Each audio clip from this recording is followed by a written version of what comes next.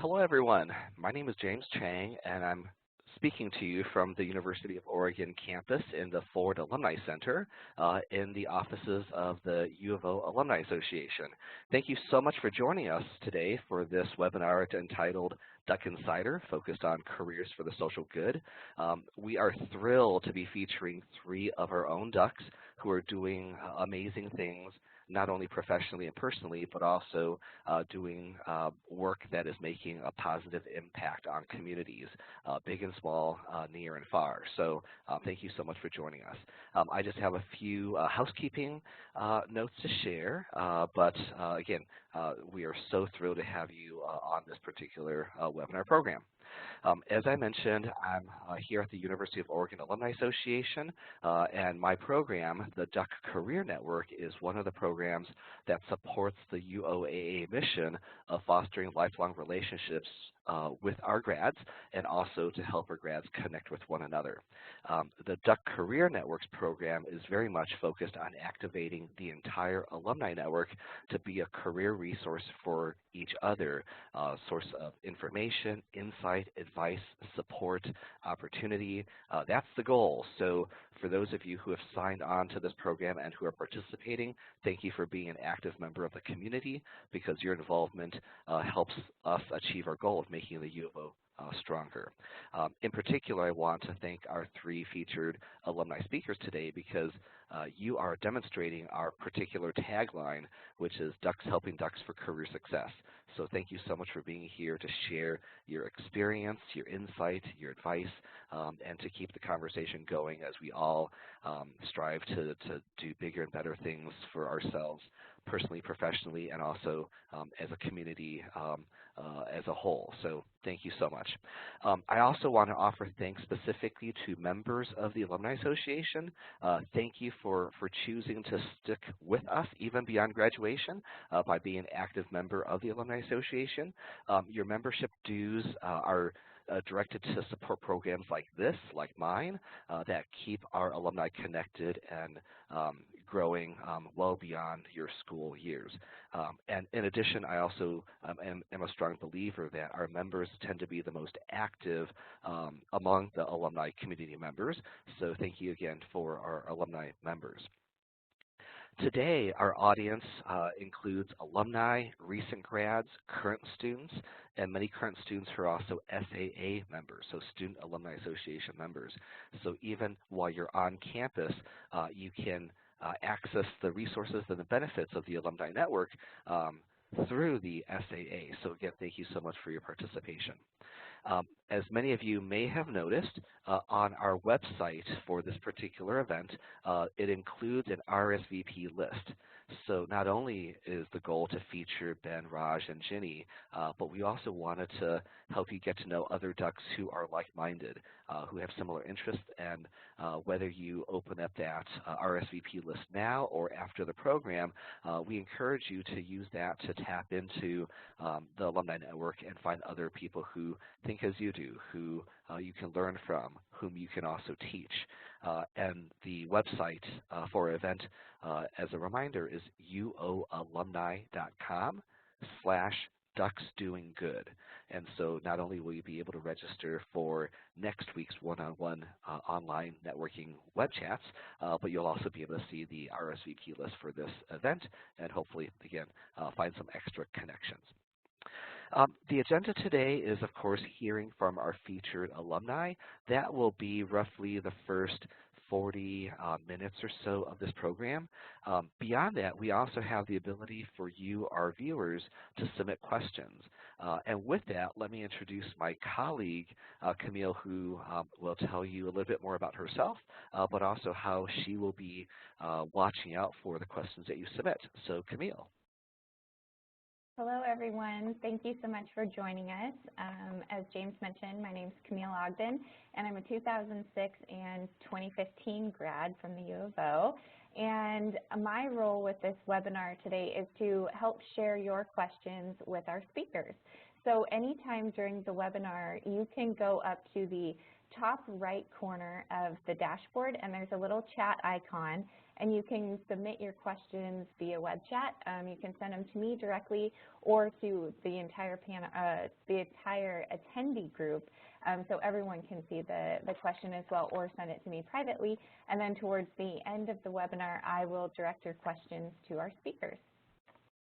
Thank you so much, Camille. And I also wanted to point out that when you see messages coming from the Duck Career Network, it is me and Camille. So we are your Duck Career Network facilitators. So again, if you have any questions about this program or other programs you might have an interest in, please don't hesitate to let us know. I want to take a moment to also give a little bit of background about how we came to choose our 3 speakers, because in many ways, many of the viewers of this webinars could probably be speakers in another program, and we would very much welcome that. But I want to let you know that I will be facilitating some of the questions, and I will be going through the questions in this particular order. I'll start with questions to Raj Vabel, and I want to let you know that Raj was introduced to me and Camille by a colleague, Allison Mildrexler, who works in the environmental studies area. And again, we couldn't have been happier with that recommendation. The fun little fact is that he has 1 degree from the University of Oregon, and that comes into play because our second speaker is Ben West, who has 2 degrees. He would be considered a double duck with both a bachelor's degree and an MBA. And I had the pleasure of knowing Ben while he was a student in the MBA program and saw his great success in the entrepreneurship focus there, and he's continued to focus on entrepreneurial work impact beyond graduation. So we're thrilled to have Ben with us. Last but not least is our triple duck, Ginny Ehrlich, and she has her bachelor's, master's, and doctorate from the University of Oregon. So we couldn't be more proud of all of you, and we're so thrilled that you're here with us today, sharing your insight and advice with both current students, recent grads, but also many career changers who are still trying to find ways to integrate their personal values into the work that they do. So with that, Raj, I'd love to have you maybe kick it off with a little bit of a get-to-know-you question. If you could share some of your fondest memories of your time at the U of O. We know that you're just still down the road at Springfield, but as a recent grad, relatively recent grad, we'd love to hear about your time here, what you studied. So please kick us off, Raj. Sure, yeah. Hi, everybody. It's really a pleasure to be able to join you. And as the only single duck, it's really also an honor for me to be able to share this panel with Ben and Ginny. So thanks for the opportunity. Yeah, I did my undergrad in Michigan, which is where I was born and brought up, and then came to Oregon for grad school. And it was in 2009 that I first visited as a prospective student. And it was really from the get-go that I was captivated by Eugene and the area. I remember I was kind of touring other universities at the same time, thinking about which school I wanted to be a part of. And from the first time walking around the campus, I was like, what is this magical forest land, which is like more trees than buildings? And then inside of one of the buildings, the program that I did, which was environmental studies, there was a group of people organizing an ultimate frisbee team, and I play a lot of ultimate frisbee, but I didn't know it could be organized. So it was really a fantastic fit culturally as well as academically for me from the get-go. Yeah, one memory that really stands out when James posed this question of something that really stayed with you was from my first year in my program. We were doing a seminar, the 7 of us who are in our cohort. And we were talking initially about climate change. This is an environmental studies focused seminar. But as those kind of conversations go, it quickly spiraled in a lot of directions. And it became one of these really interesting things because the people in the room, the backgrounds were so diverse. We had people from biology, from economics, from history, from arts, from English. And that was really one of the things that attracted me to being on campus was the fact that so many different perspectives were all coming together. And it became one of those conversations where it swirled and we kind of reached a point in the conversation where it didn't feel like it was individuals talking, but sort of this collective movement through the conversation topic that we were on. And for me, it became one of these aha realizations about the way the world works, to see society as being really comprised of all these different human relationships and interactions. And my background is in electrical engineering. That's what I studied before. And I remember fairly routinely having these kind of mind-blowing experiences where you'd like look at your hand or something and see it totally differently for like the atoms in it and like the way the magnetic and gravity forces were interacting. But this was my first time having it on a human level with a group. And so that's something I've very much treasured. And when I think about the way that my mind changed in studies, that was the single point where it was turning. So Wonderful. That's it, yeah. Thanks so much, Raj.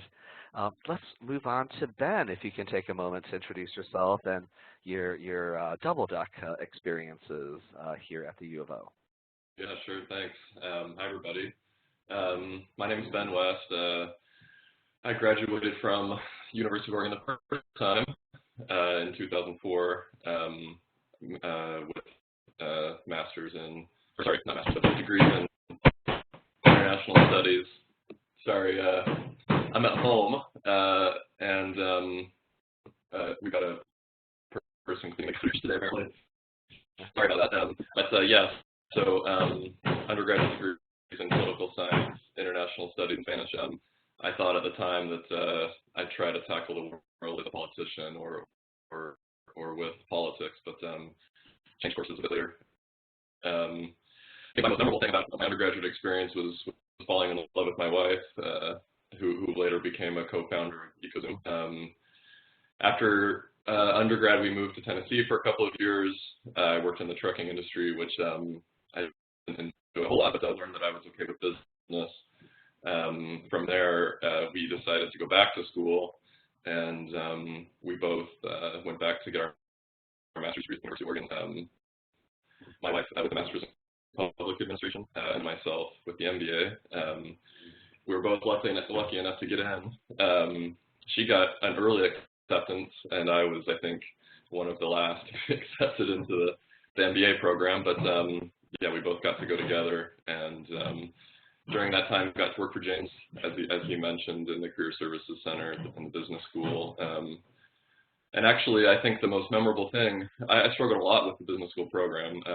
I came in with more of an operational understanding of business from working in trucking, but didn't really have a good, hard skill practice with business. And so I was able to learn a lot over the 2-year program.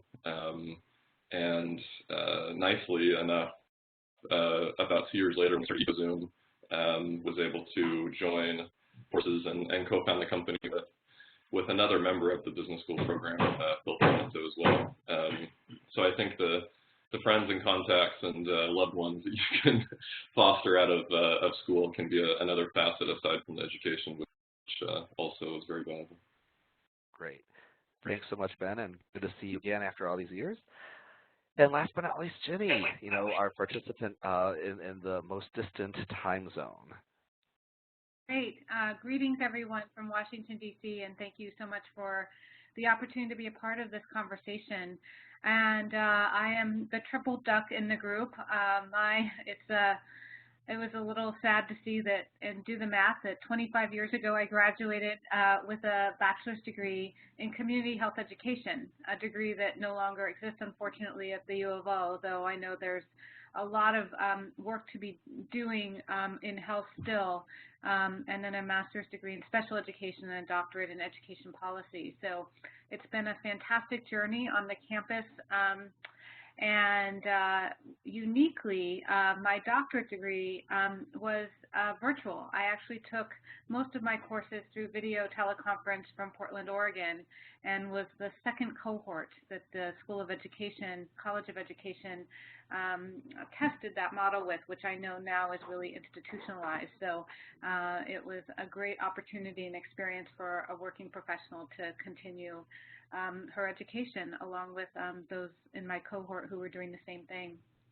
In terms of memories, I have many. I have to say that my undergraduate degrees were incredibly pivotal, both personally and professionally. As Ben said, the people you meet along the way, and Raj talked about, and those relationships are relationships for me that endure time. And people I met at the U of O are still some of my closest friends, even though I now don't live in Oregon and live across the country. And those years were so incredibly formative. And I think that the culture on campus really is special and unique. And everyone talks about their college experience, but there is something about the connectivity and the magic that's created in Eugene that I think really makes an impression on people, myself included.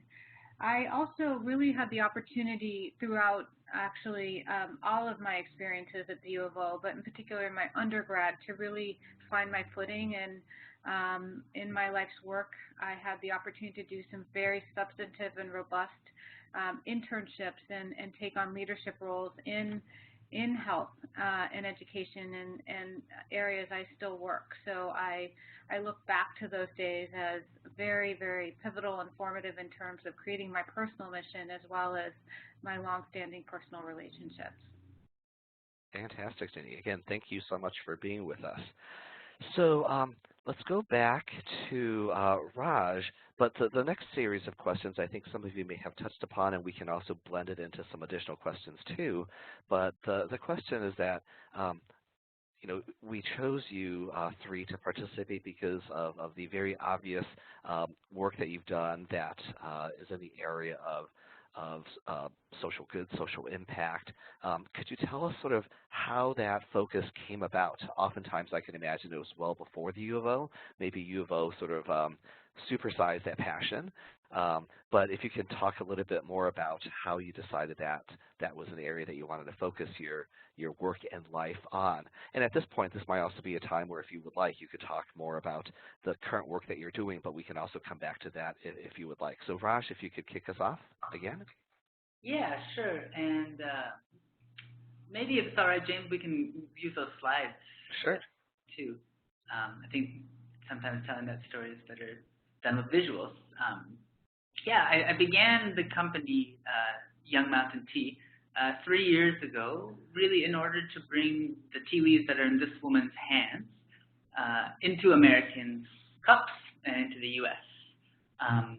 And the work to create that cultural bridge to connect those tea leaves to here predates me by quite a bit.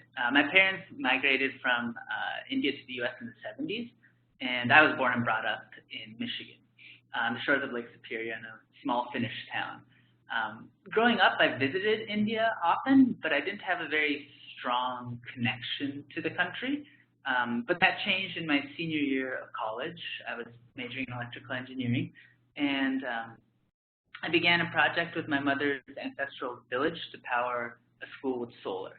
And that project led to several others related to solar electricity, and eventually up north into the mountains.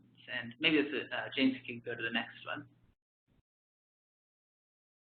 This is the actual specific mountain that drew me and kept me totally.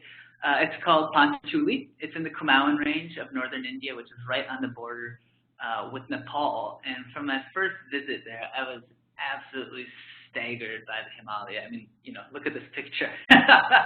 This is a real place. And there's something about the air there and the sunlight. It's a little stronger, and I find that I think it is the sunlight. It somehow burned its way into the land and into the people. And it was just something that I found myself drawn to and wanting to foster a relationship with in the long run. I think, James, the next one we have a picture of where in India this is, just for gravity. Yeah, this is it. So this is right on the border of India. You can see just to the right is Nepal, and just to the north is Tibet. In the middle of working my way north from South India, where my mother's ancestral village is, where we did that solar project, up to the north that I moved to Eugene for grad school. And then after graduate school, returned to the Kumaon region on a Fulbright fellowship And it was while I was there that I met a woman who changed my life completely. And we have a picture of her. James, would you mind moving to the next one? This is her, and this is the way she lives. Her name's Jamuna, and she was my age. And when I was there, I was filming her to document the way these communities live and the way that they collect the wood that they use to make their fires. And I took this picture when I was on a ridgeline opposite to her, and watching her climb this tree absolutely floored me, and it made me start to question, what roll of the dice put her in that tree with no option to leave, and me on my side of the ridge with a camera in my hand and my return ticket. And actually, we have one more picture that really does this justice. This is what she does every day, 4 hours a day. And this is not because she wants to, it's because this is her only way of feeding her family. So it was wondering, why did I have these opportunities that she won't? That led me to the next question, was what can I do with my life's work to connect these two places that I had come to love, the mountains of North India and the Pacific Northwest? And so my solution to that question was tea. I spoke to local communities about growing tea, and it began with a deal. They said that they would grow tea, but only on the condition that I buy all of it. So I said yes, and I moved back to the U.S. and moved back to Eugene specifically because I was really excited about the potential of building a company in this region because I knew that it would be a community that would accept our work, not only for the quality of teas we were doing, but for also the social and environmental implications of it. And that's what I've been doing for the last 3 years. I think, James, we have one last picture, which is this is our Indian partners that we're working with to make our teas. And it's an absolute pleasure to be on this journey. And it was something that is an ongoing process and by no means finished. And if any of you on this trip ever want to go to India, we do bring people with, and I'd encourage you to get in touch because I'd love to do some traveling with some ducks.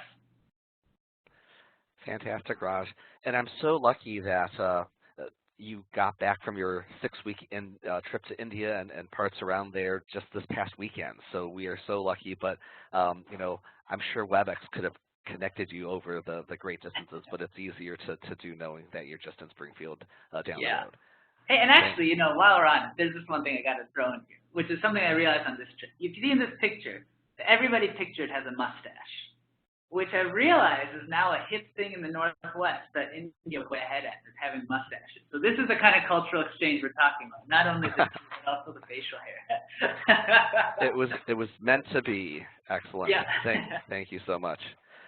Ben, can you tell us a little bit more about, the work, your passion and how it's grown, and a little bit more about what you have been doing with EcoZoom? Yeah, sure. Happy to. I guess for me, Raj, that's a super tough story. That's really great. Thanks for that. That's a really great story. So yeah, for me, I was working in the trucking industry. And just really thought that something better could be done with business than trying to earn like 10% operating profits and haggling and pushing truck drivers to work harder to move freight across the country. So I thought, the best thing to do would be to go back to school, really to try to create a career change opportunity for myself. At the time, I didn't have a lot of hard business skills, but I'd been running an account with 5 people working for me in the office, and then about 100 drivers who were running more freight around the country. So kind of really epitomizes, good U.S. consumerism and all of that. And I just thought that there had to be a better way to put business to work. And so went back to U of O, get my MBA, and while I was there, was fortunate enough to meet a professor was on the board of an organization that does R&D for biomass cook stoves. And so I learned, all about the problem with biomass cooking, and found that people, half the world cooks on an open fire, kind of like camping, but it's something that people are doing every day, and often indoors. So imagine a woman in Africa, often called the mama. Imagine a mama with an infant on her back, and hunkering down over an open fire 5 or 6 hours a day. It's like smoking 3 packs of cigarettes, but for her as well as for the infant. So it creates a lot of problems as well. So that really just got me started, and got me very motivated to try to do something about that. And so I worked for the group for about a year. And it came out to be best to have more of an arm's length agreement with them. And so we worked it out to license their products, and that's what launched EcoZoom in 2011. So this is a picture of a couple of products. That's on the, I guess, everyone's seeing it on the left. On the left, that's my wife making a deal with somebody in Rwanda that he'll stop using the open fire in his house. And then on the right is a woman, cooking with her child with her stove. And then on the next couple slides, there's just pictures of this is our stove more recently in Ghana. Zambia. And behind these gentlemen are mountains of charcoal. So charcoal is a huge charcoal production is a huge component of deforestation, and our charcoal stove uses about 70% less charcoal than an open fire, than a traditional stove. And on the next slide, I think, so we've also more recently gotten into solar products, and those have been going really well. We were able to set up really great distribution with EcoZoom. I think on the next slide. We've distributed in a lot of different countries around the world, and thought that we could bring solar into those markets as well. We've been trialing everything in Kenya so far with solar, and we've got some traction in other East African countries, which we're pursuing as well. And then maybe the next slide. Over the last few years, we've had a lot of awards and good press and things like that we've done. We won the IDEA award, which is a design award for industrial design. And then we've also been in the Inc. 1000. So in 2015, we were, I think it was Portland's 11th fastest growing privately held company. So as a company, we've been getting up and going pretty well. And we're also, I don't know if people are familiar with B Corps, but we're B Corp, and one of the few selected as the best of the world, which is kind of like B Corp Plus, I guess, something like that, in 2015. So that's a bit about EcoZoom and the work that we've been doing. I was really fortunate to be able to hand EcoZoom over to our team in January of this year.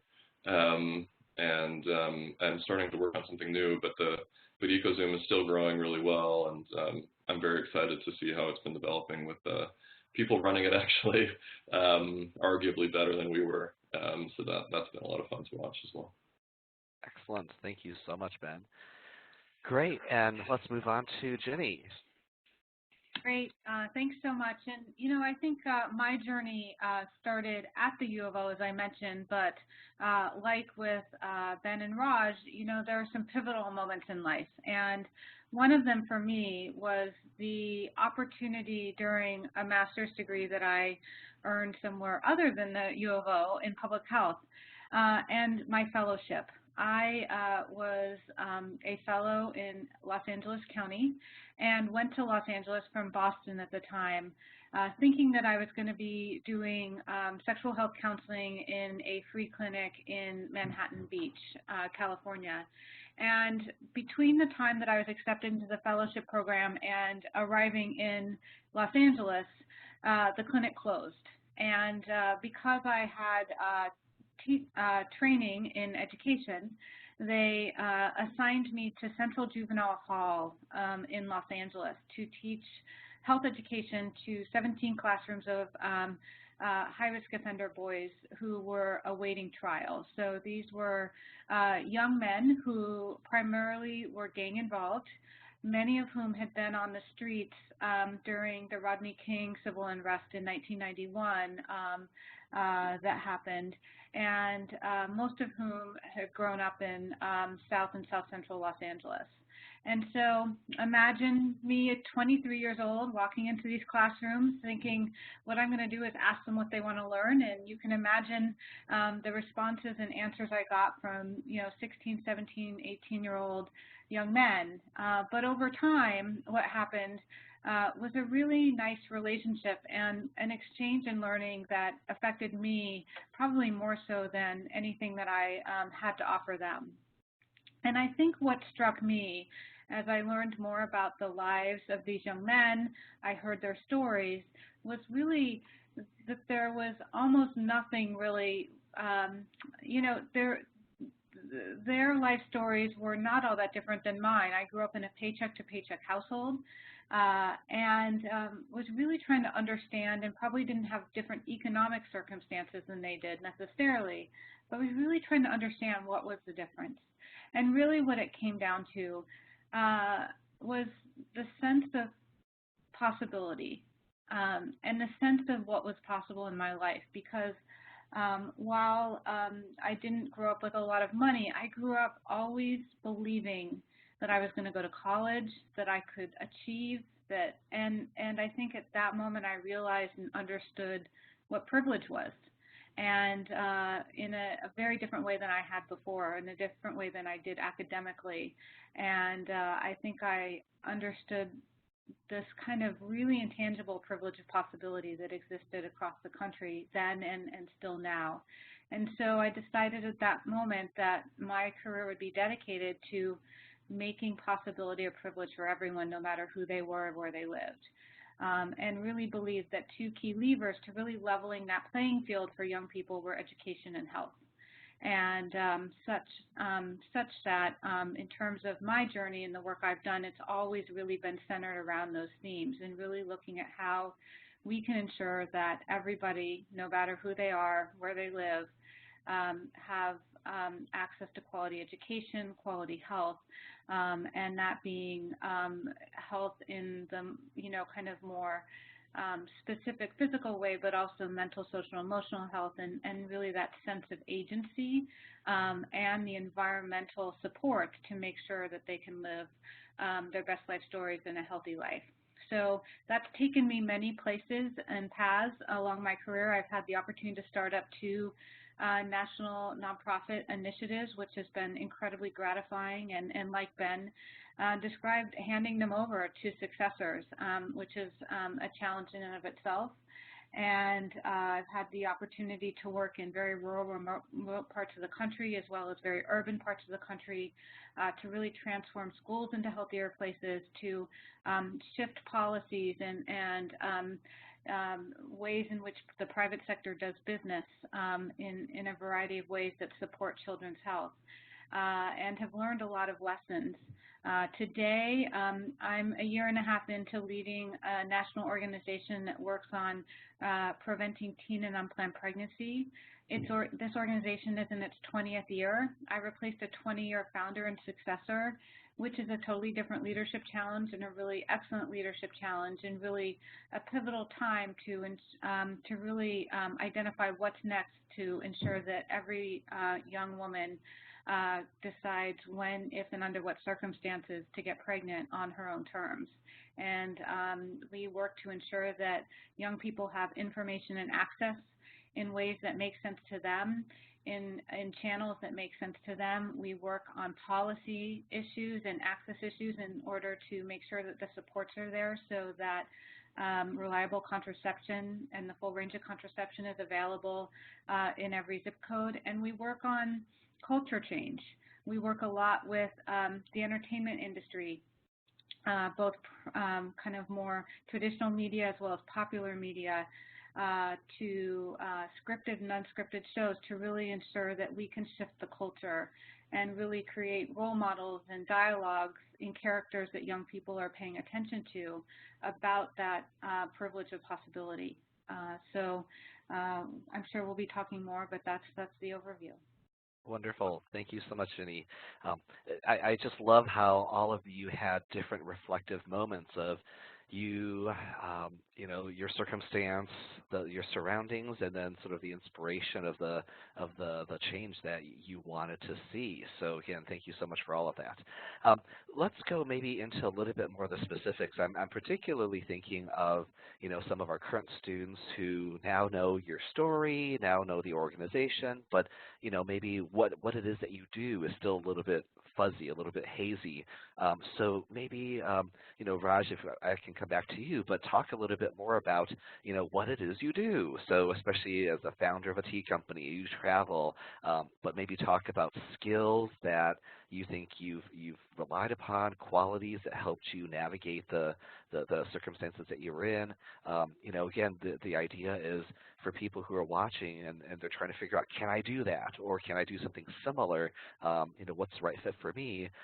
Giving them a sense of what your day looks like, and then also for people who might even be a grad from several years ago, but who are thinking career change. Again, they're thinking, what's transferable? Like Ben's stories of starting in one area and moving into another. So, Raj, if you could kick us off into sort of what you do, the skills, qualities, characteristics, of your work.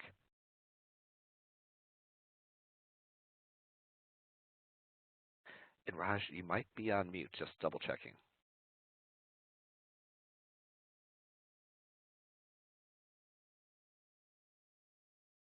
All right. Well, we might be having some technical difficulties with Raj, so maybe Ben, we can have you jump in. Yeah, sure. Well, so I'll start with what I did at EcoZoom, which is probably more exciting than what I'm doing now. I can talk a little bit about what I'm doing now as well, but it's not very exciting. Well, so with EcoZoom, I guess in the beginning, there were four of us that started the company. I guess, really what we did was try to drive sales within the company to grow or even exist. So we pretty quickly jumped on some project opportunities, and a few of us moved to Mexico, where we started this participating in a national cook stove program. We sold out 1,000 of a different stove, a much bigger stove than we showed in the slides, but into 10 different states in Mexico, and had this national campaign where we were flying around and doing demos and trainings with a lot of the different municipalities and leaders within the different groups. Yeah, I mean, I guess overall though, a lot about what I did then was, I guess, really a lot of macro things, but tons of different micro activities as well. So on the macro side, it was, deciding what projects to work on, the team members to work with, what we did with the bit of money that we had, and the overall vision and strategy for the company as well. And so we had a lot of tough decisions to make. What we would do with the company. For example, up until even last year, we had decided not to really focus on sales in developed countries. The product can be good for camping and outdoor use and things like that, and the margins can be a lot better. But ultimately, we decided that our hearts and minds and what we were motivated for was something much different. And so, years later, we have entered that market. But at first, we had, just 4 people working their hearts out to try to make something out of the company, and really just had to follow what motivated us, but also what we thought would work well. Then on the micro side, it's all the things about, doing the accounting and taking out the trash and being sure all your bills get paid and that all your customers are happy and things like that as well. So it was a real mix, something that, I think made me respect and appreciate businesses a lot more. I thought it would be easier. The ecosystem should have died many times over the past 5 years. It's really miraculous that I think it's come this far. But I have a lot more respect for what it takes now to run a business, and I think I'm a bit of a fool for trying to do it again. It's kind of with a heavy heart that I decided to try to go after starting a new company. And so so I'm in this like discovery phase with starting a new company. I guess I could kind of describe it as, I don't know if everybody knows Tom's shoe company. They've gotten into a lot of other products as well. But I describe what I'd like to do now as kind of like a Tom's on steroids with energy products. So the idea really being that Tom's gives away a pair of shoes for every pair of shoes they sell. And since they launched in 2006, they've been able to give away about 50 million pairs of shoes, which is no small amount. But if you look at the need for things like cook stoves and solar lights and water filters, it's about a 500 million home issue, so about 500 million households. What I'd like to do is do something similar to Tom's, where products are sold in developed markets. What's different is that I'd like to finance the placement of energy products in developing countries like cook stoves, solar lights, and water filters. And I think that, typically a cook stove can be, it's very energy saving, it can save a household about $40 a quarter, so about $160 a year, which is a huge amount. It's about 25% of a person's income is spent on energy, typically in developing countries. And so we can really change that dramatically and help them pay for products by providing a bit of cash flow to the household. But so what I'm doing now is very discovery phase. If anybody's thinking about starting a business, there's a lot of great resources. Steve Blank, Startup Owner's Manual, and many other resources like that. But it's a very discovery-oriented phase right now. I'm out talking to potential customers for products that we're working on, really understanding product market fit, meeting with, mechanical engineers and electrical engineers, and, it's very murky, very gray area, but we're kind of trying to make something of it, and we're hoping to launch our first products in the beginning of 2018. But it's really scary right now, right? So we haven't sold a product yet. We don't really even know if people like the product enough to pay for it. All these things that are pretty disconcerting. But I'm doing. I'm trying to have fun with it and trying to minimize risks as much as I can. So I guess more specifically, kind of what do I do with my day? It's a lot with meeting people, I think. For the various functional areas that can be helpful with the business. A lot of engineering, a lot of customer research right now, but also, looking at funding that we'll want next year, as well as, online marketing and things like that to help prove demand for the products. And really just trying to get out and see if we can make this business work. Jenny, I'd love, recommendations as you. Sounds like you've had a very good run at starting, a second and getting involved with your third big career move. But yes, I'm finding it fun, but it's a bit nerve-wracking as well. Great. Thanks, Ben. No, definitely thanks for showing us the cycles of the entrepreneurial loop. But I think that's a great segue. Jenny, if you could talk a little bit more about the work that you do, reflections about skills, qualities, characteristics that help you be successful that others should be aware of, and then also the whole how do you reinvent yourself as you shift from organization to organization or even role to role.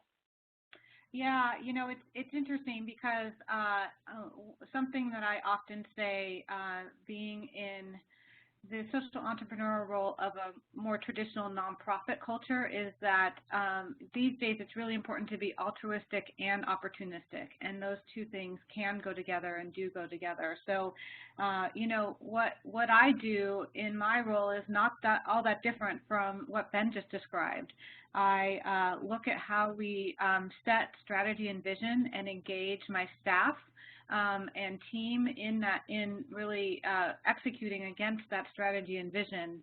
But that strategy and vision needs to be optimized so that we can raise money, because there's no money, no mission is another kind of phrase in this world. So, you know, we do a lot of strategic fundraising and build out mission-driven efforts and products so that we can sell those into markets around the country, in our case, that are really grappling with these issues, and that we can help build the vision and the need to generate more general operating support. So essentially, it's a lot of strategic leadership, a lot of development and fundraising work, building an organizational culture where people want to stay and work and feel very passionate about what they do every day and come ready to roll up their sleeves and recognize that no task is too big or too small.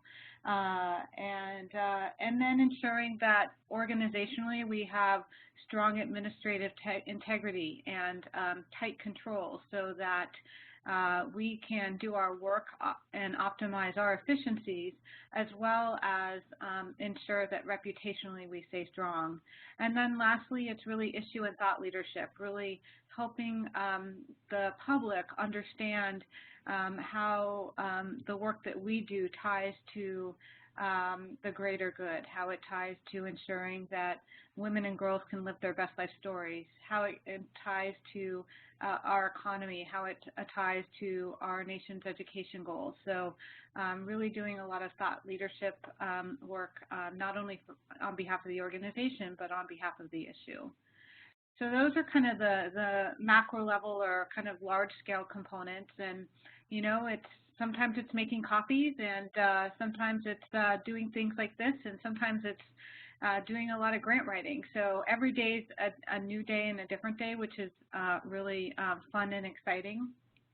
I think in terms of your question as it relates to those who are younger in their careers and you know, those who might be considering a career change, when I talk with those who are younger in their careers, I always encourage a lot of dabbling on the front end. You know, I was a little bit peripatetic in my 20s and don't regret one moment of it, because it really gave me the opportunity to, you know, learn what I loved, and because I think we all thrive and do best when we're doing what we love. You know, now I do a lot of broad-based leadership work, but the fact that I dabbled in communications and policy and program has helped me be able to really empathize with my broader team that does those different components now, and really know what questions to ask and along the way to really ensure that all those parts and pieces are working together. So I think early on, I think it's great to really try different things and test different things out, both personally, but also so you kind of build your toolkit and skill set moving forward. And then it's really, you know, I think some, you know, kind of key lessons for me would be, you know, if I'm feeling consistent with my personal mission and I'm ready to roll up my sleeves and do what I need to do to get the job done. You know, this isn't a 9 to 5. Social good isn't really a 9 to 5 field, right? It's you do what you need to do when you need to do it. I think it's also connecting with people and really ensuring that you have strong networks within your organization as well as outside, because what we're doing, what Ben's doing, what Raj is doing is part of a broader collective network.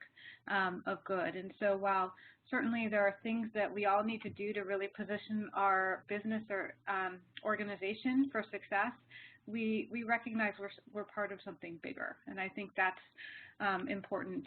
I think thinking big and playing to win is important, and I think also recognizing and finding my voice is a lesson that I've learned, really recognizing that it's important to take advantage of every room, remote or not remote, that one's in to really help people better understand why whatever our respective work is really enhancing the social good.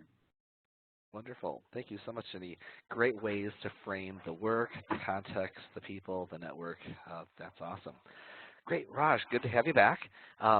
And in terms of this question, again, the idea is, can you tell people a little bit more about what it is that you do for particularly those who are interested in pursuing something similar, and so your reflections about skills and qualities, characteristics that you're relying upon to be effective in this work that connects so much to your passion. Sure, and apologies for dropping out there for a second. Yeah, I think I did catch the tail end of what Ben was saying and what Jenny mentioned, and to echo a lot of what they said, my role is primarily setting our priorities as an organization, putting them into place, and then making sure that everybody on our team, there's 6 of us, has what they need in order to do it. And it's very interesting. A lot of people have asked, so what do you do in like a standard day? And I wish there was like a standard day, but it's more, I don't think we have a routine. There's more a rhythm and a flow when things feel like they're all fitting together and moving in the right direction. And in that, the skill set that I found that I certainly did not have, and I'm still very much learning, is how to juggle a lot of moving parts and have them all kind of shepherding and moving in the same direction, whether that's working with our suppliers in India or running our operations here in town or working on sales with our customers that are across the country. Everybody has different needs at different times, and knowing how to be available enough for each person while also making sure to set aside enough time to focus on the core stuff that is really at the heart of the work, which is around fostering cultural exchange with India and keeping an eye on the opportunities that are on the horizon. It is a skill set that I've found is best developed by doing a lot of self-accountability. I found in this role that the most challenging thing is that nobody's going to tell you you're right or you're wrong. It's just kind of on you to figure out if things are being guided in the right direction. And in that, the importance of just having a plan, having a yearly plan and quarterly plans and breaking that down to months. So you have some sort of cohesiveness to the work and some checkpoints along the way so you know if things are going according to plan, great. And if not, like where and why are they not? And that's a right. And in fact, it'd be strange if they did go according to plan, because one of the strangest things in the startup world is they request these 5-year plans. As if we know what's going to be happening in 5 months. But the value of that exercise, I think, is developing long-term planning and then setting things in place to reach those milestones. And then one last thing about what I found so helpful to this line of work is having advisors and mentors in the process who can help coach through a lot of the challenging moments, a lot of the uncertainty, which feels so overwhelming. When you say it to the right people, they can help you gain perspective on that. And so I've been very blessed to work with a lot of people who act in that role, and I think whatever we can all do to find those people is essential. Wonderful. Great advice. Thanks, Raj. I know we're getting short on time, but I'd like to turn it over to Camille to see if there's any particular questions that we're getting from our viewers. Yeah, thanks, James. We do have a few questions, and the first, I think we'll just stick with 2 for time purposes, but The first one is for both Raj and Ben, and it's about how you chose to structure your company. So Raj, if you could speak to Young Mountain Tea as a nonprofit or as a B Corp, and why you chose to structure it one way versus the other. And then for Ben, the same question, why a B Corp versus a nonprofit? Sure. So we are structured as a for-profit. We're an LLC, limited liability company. And there was a lot of thought around, are we a nonprofit or a for-profit? And ultimately we decided, well, first of all, the nice thing about business structures is that you're not committed. You can change over time, but it becomes more challenging the further along you are. And an LLC is really just the simplest way to get up and running. You just file some articles of organization with the state, and then you're in business. But the thought behind it was, I had been working with nonprofits a good amount in India and saw their challenges in getting funding to support their work. It became a cycle of writing grants to write more grants. And I had written a lot of those grants and was looking for a way to build the financial sustainability of our work into the day-to-day operation. So we thought if we are able to sell something that enhances the mission that we're after, then we don't have to have the same set of considerations. And of course, we're learning there's a whole lot of other things you have to juggle. But that was the main reason for choosing to go down the for-profit route, was so that we would be able to build the financial sustainability in from the get-go.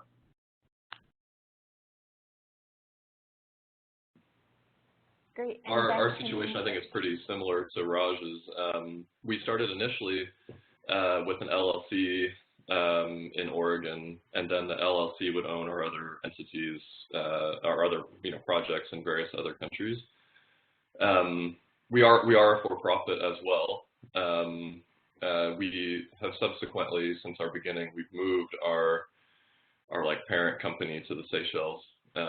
Most of our work is done offshore in developing countries, and now that I'm not running the company anymore, part of its operations, it's been best for our tax structure as well. So with that, we're able to basically reinvest earnings to do more with the money that we have. The reason that we went the for-profit route was really just to theoretically, I think, achieve optimum scale potential. So if we can prove that we're making money, then we can raise money and just grow that system to touch more places. I think that's going okay. We have had some ups and downs over the years, but I think that the company overall is doing great, and I think that we'll demonstrate really good profitability this year, and are excited to grow into other countries in East Africa with our own operation, and really be pursuing a lot of trade sales with customers, in other countries around the world. But yeah, so really just the reason for the for-profit is that, as Raj said, we can take the money that we earn, plow it back in, and not have to be as reliant on other income, for grants and other things like that. That while they're very good, I think really have a place. They were hard for us to rely on, and we really wanted to build a business that would last over time. Great, thanks. And the last question is for all three of you, and it's just sort of a general question of if you have any insight for recent grads that are looking to, find their way in the nonprofit world or social impact work, if there's new opportunities, new fields, new industries that you're aware of that they should be looking for as they start their search.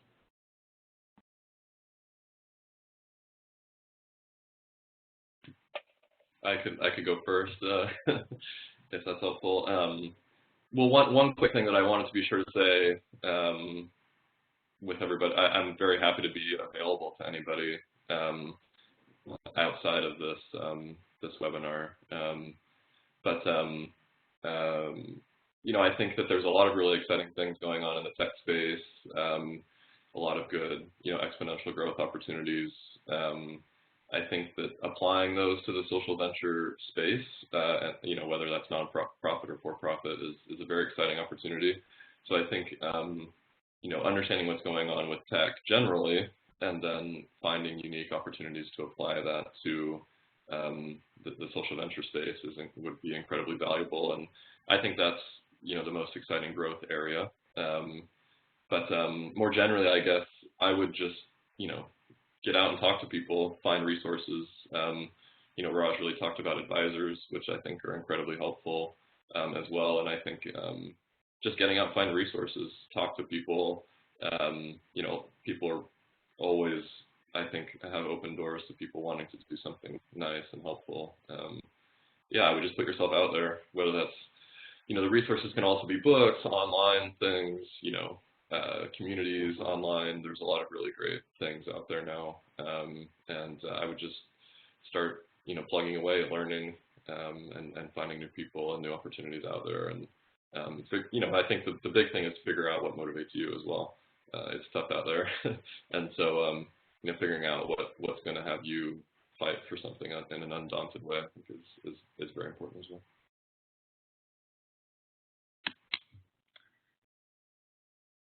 This is Ginny. I can go next. I think I would echo everything that Ben just said. In particular, as soon as Camille, you asked the first part of the question, I wrote down digital. So I do think that digital, strategy and technology are areas that are emerging and growing. And I think among the more traditional nonprofits, the 501c3 world, an area that we need a lot of young talent in. So that's one area. And just really getting out there and getting a foot in the door, taking fellowships and internships, I think are great ways to kind of get engaged. I can't tell you how many fellows and interns over the years I've worked with that have become full-time employees. So it's a great foot in the door, as things are moving forward. And then, taking roles that are focused in an executive office, I think are always a good bet as well. So, for those really just finishing, so roles that engage with a board of directors are great learning experiences because there's a big 360 that happens across an organization. So someone has a lot of insights into things that people who are much more senior in the organization often don't in those types of roles. So I'd say those type of executive assistant, corporate secretary, board secretary roles are also great ways to really understand how organizations work and what different aspects of the organization people might be interested in moving forward. But echo everything Ben said and would add those 2 points.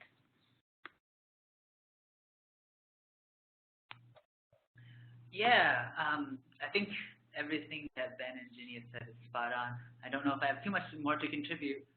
Other than that, I think that it's important that if you're interested in doing something that has positive world impact, to make sure it's also something that you genuinely enjoy. Because I have experienced myself and seen many other people who come out of college feeling like pumped up on idealism and then go to like tackle what they feel are big problems but get burned out because they're big problems. So there's this nice Howard Thurman quote, don't ask what the world needs, ask what makes you come alive and then go do it, because what the world needs is people who are fully alive. And so I would just say, like, whatever it is, just make sure it's something that will sustain you in the long run so that when you're in the dark windows, you have a cup of tea to drink to keep you company. And the other thing, in terms of resources, I would love to offer myself for more follow-up conversation. But I would say just go find people who are doing the work that you want to do and then go work with them. Find ways to create, job opportunities for yourself. I think everybody that we've hired has not been job postings. It's been people who approached us who said, we're really interested in getting involved and here's what we think you can do better. And so I do think that many people are open to that, at least I was. And there's also conferences where a lot of people, especially in the world of social entrepreneurship, come together, and those are really great places to meet people. There's SOCAP down in San Francisco, which is, I think, in August or September. And then there's one coming up at Portland State University called Elevate Impact, and Washington State has one in February, but I forget what that is. So just, yeah, get involved in whatever capacity makes sense and find out what you love and then do it. Awesome. Well, great advice, Camille. Thank you so much for fielding those questions. I know we're going a little bit long, so I thank you all for your attention, but just let me take a few moments to wrap things up. The good part about this program is, as many of you noticed on our program promotions, is that there is a second part, which is exactly 1 week away when we use a newer technology that allows people to have one-on-one text chats in a sort of a speed dating 10-minute increment format. So that's scheduled for a week from today, starting at noon, just like today.